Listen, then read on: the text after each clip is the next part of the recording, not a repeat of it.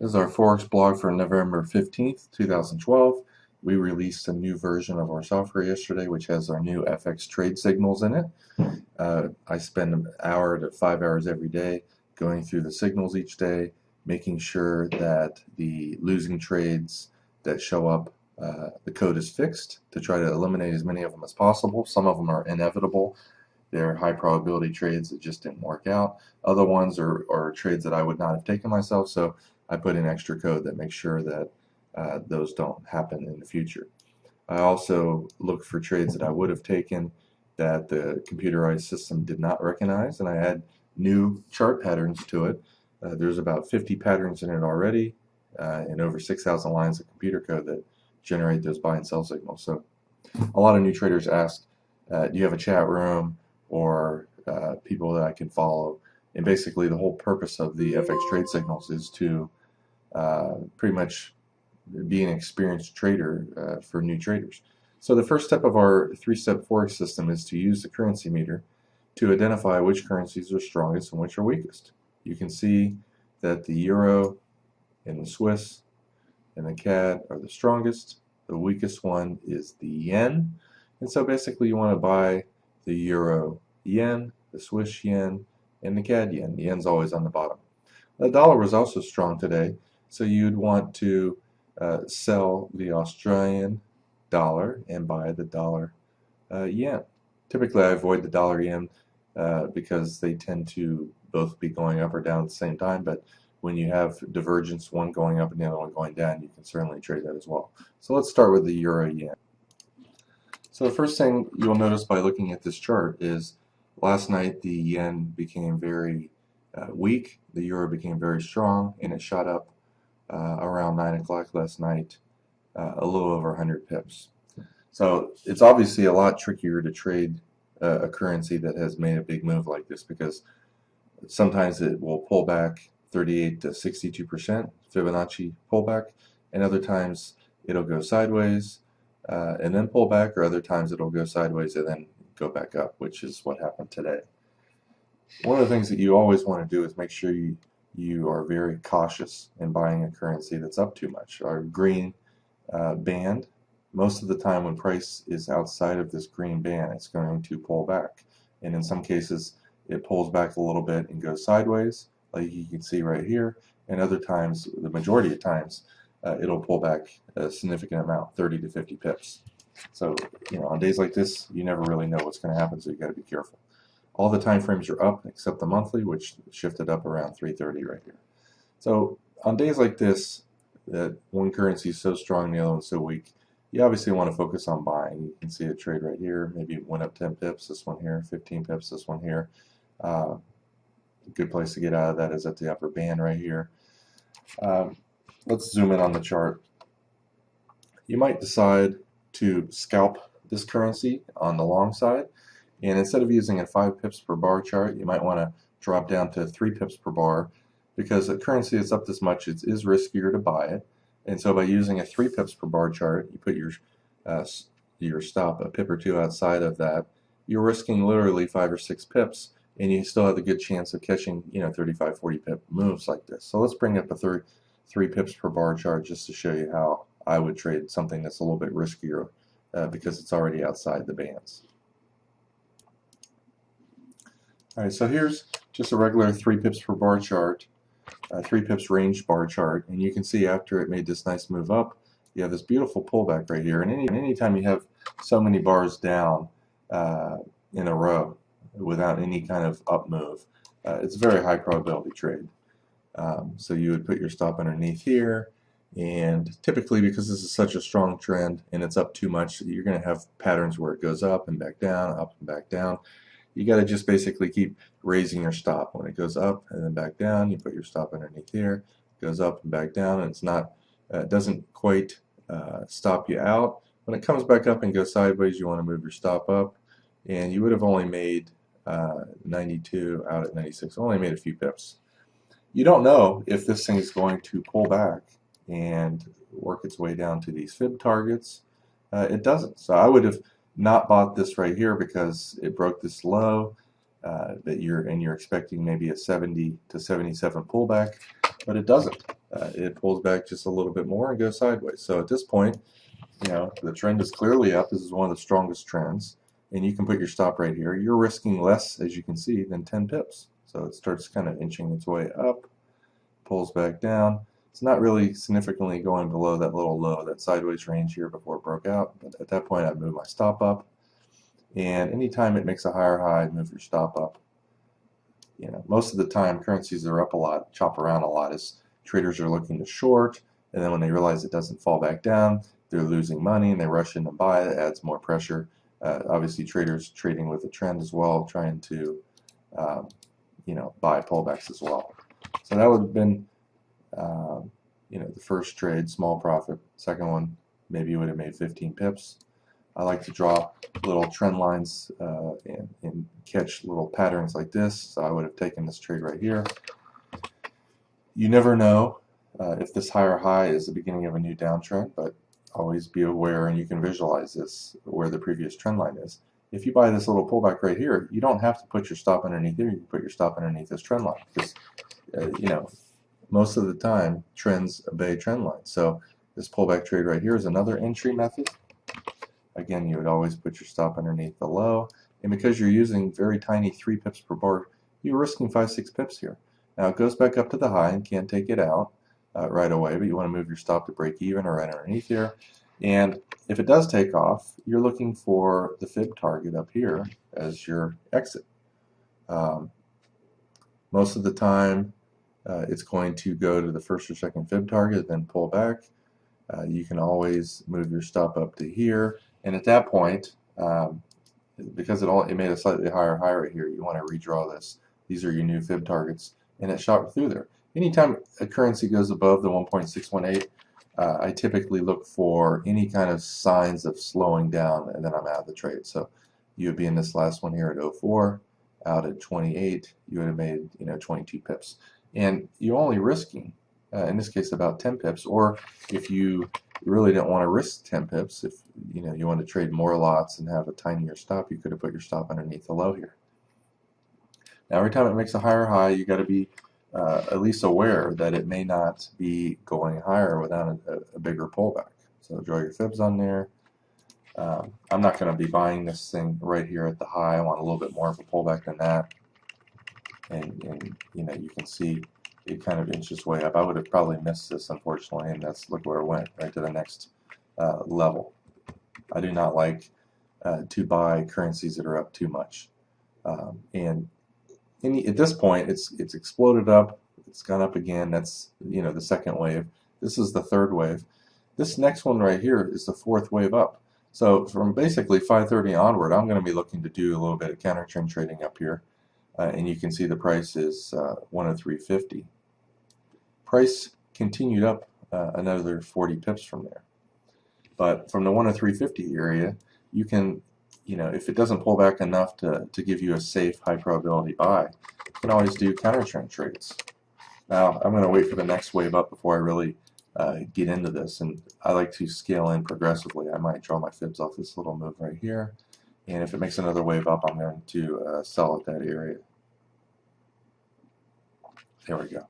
So I'd be in a little trade right here around 70, and if it shot against me, I would add progressively. Let's just say I would short one lot here. If it goes 10-15 pips against me, I'd add 2 more lots, 15-20 pips against that, 2 or 3 more lots. And so the point is to average your entry up so that you can, if it pulls back 10-15 pips, have a break-even trade.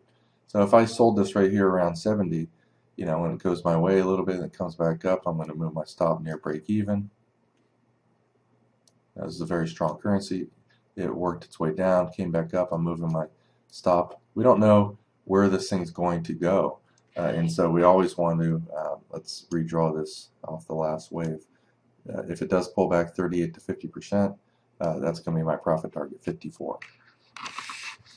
Or I'm going to get out of this trade with a small win here, which is what would have happened there.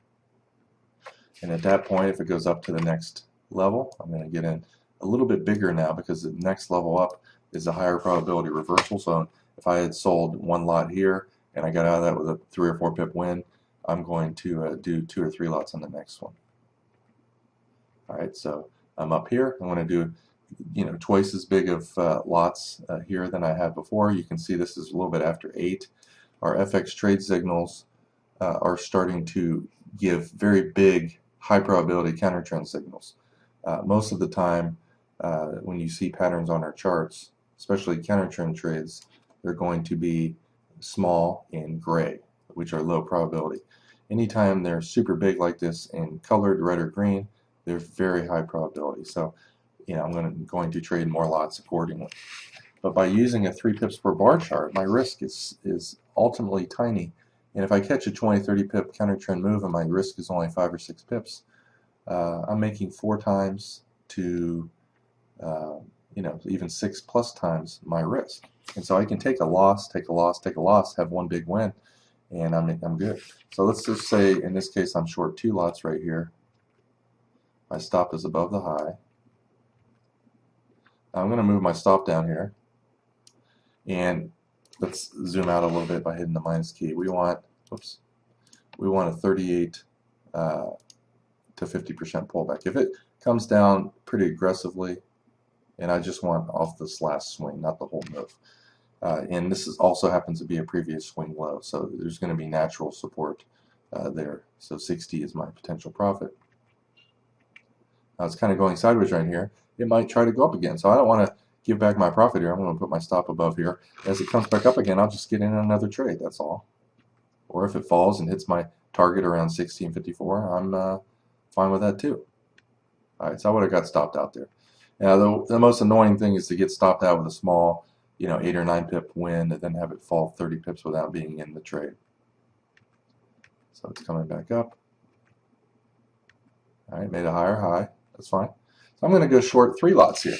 Or it's up to you how you want to scale it. I have my own methods, and it's all kind of gut feel. But because of the high probability counter trend trades, I'm going to scale into a bigger position, up to maybe 15 or 20 full lots. So 3 lots to go.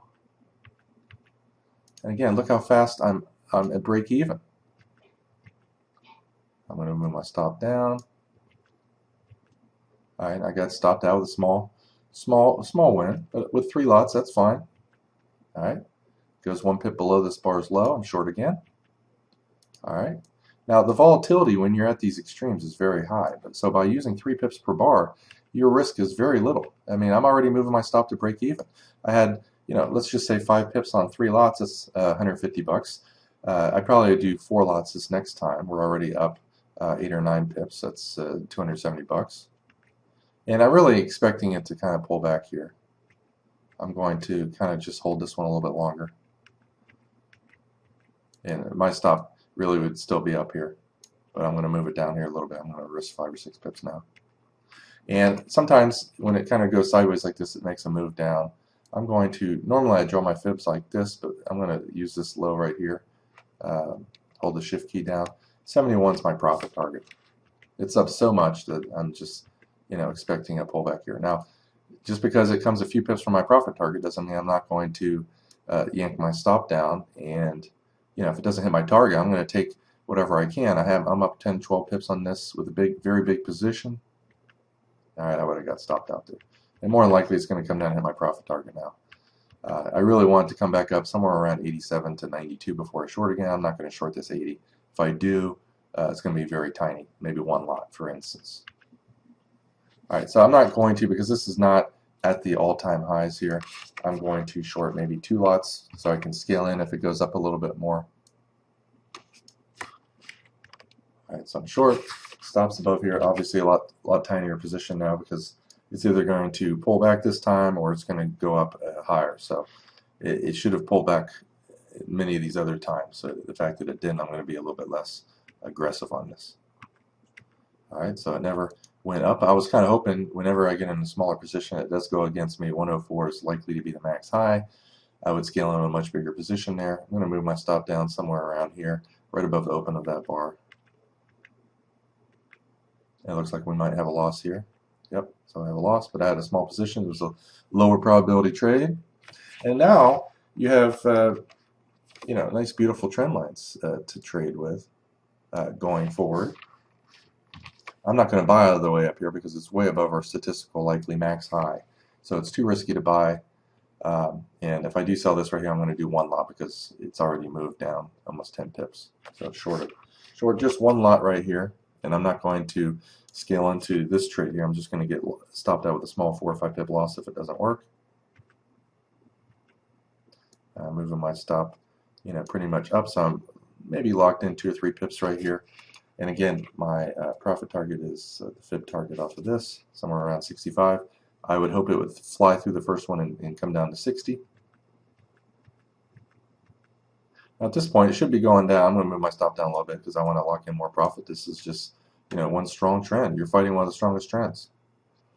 All right. So I'm probably going to move my stop down, lock in a little bit more. It's very close to my profit target. I would have exited half my trade here at 66. And probably 71, 72 the other half. But you can see, but by using our counter trend methods and using a much faster 3 pips per bar range chart, you're going to have a lot better luck timing and minimizing your risk. That's how you trade the riskiest pairs. Drop down to a smaller time frame than you normally trade with. Now, if this currency wasn't up so much, we'd be looking to buy.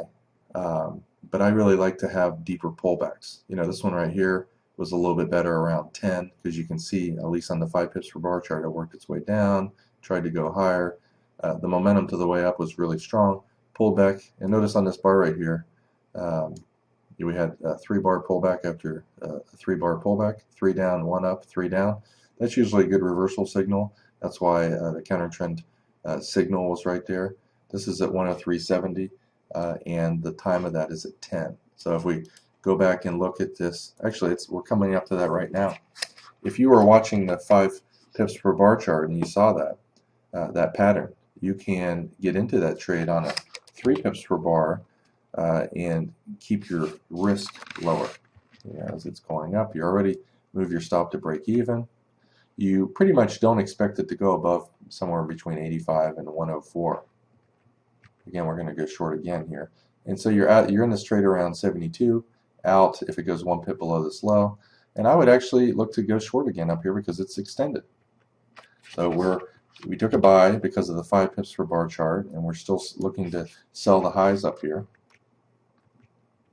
And this is one of those things because it's so close to the high that I'm looking to scale in. All right, remember I said 104 is the next, because it's a whole number, area to get in. And I probably would have, once this thing kind of ran out of steam, didn't shoot through the 104, which is a wonderful sign, I would have been short somewhere around 95, 96 here on this. If I did 1 lot here, I'd do 2 here. My average entry is somewhere around 93, 92. So if it just pulls back a few more pips, I'm already at break even. So our entry is somewhere around here. This one's pulling back. The fact that it kind of is going sideways here, hopefully it goes down in the next bar, but I'm going to have to move my stop, above here. Because you never know if the market's going to explode up one more time. And you always hope to get a 20, 30 pip counter trend trade off the high. But a lot of times, the trend is fighting you, so you take whatever you can get. All right, so I would have been out of this with a very tiny, maybe 1 pip net profit. But again, I want to see how it handles the highs. And hopefully it goes up again, I'll get short again.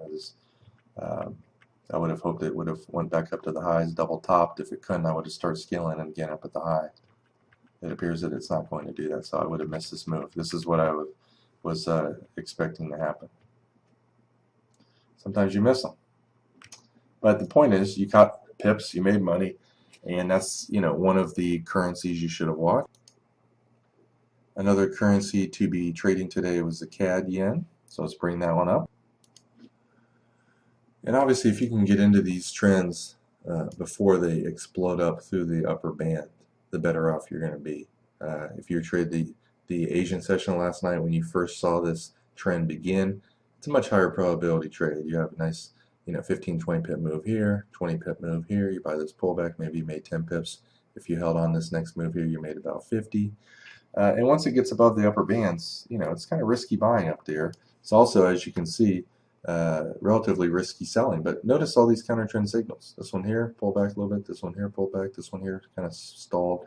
These, 4 up there nailed the high, and kind of went sideways to down, up, down, up, down, up, down, down. This one here failed. They're much higher probability when they're outside the bands. Because the market went sideways for so many hours, the bands kind of readjusted, and it's no longer outside the bands up here. So, it could really shoot up a lot more. And one other thing I like to do, again, is to draw the fibs. Let's see from this little sideways move to the high. A 50 to 62% retracement is a pretty high probability trade. And let's make this a little thicker so we can see it. Once it pulls back 50% or so, you can start looking for buys. When it broke out of these little highs right here, you can see it only shot up about 8 pips. Comes back down, finds support right at, it's a weekly R1 pivot level and the 62% retracement. So you got this nice little trade right here. It went up 20 pips. The farther up a currency goes, the steeper it's going to have to pull back.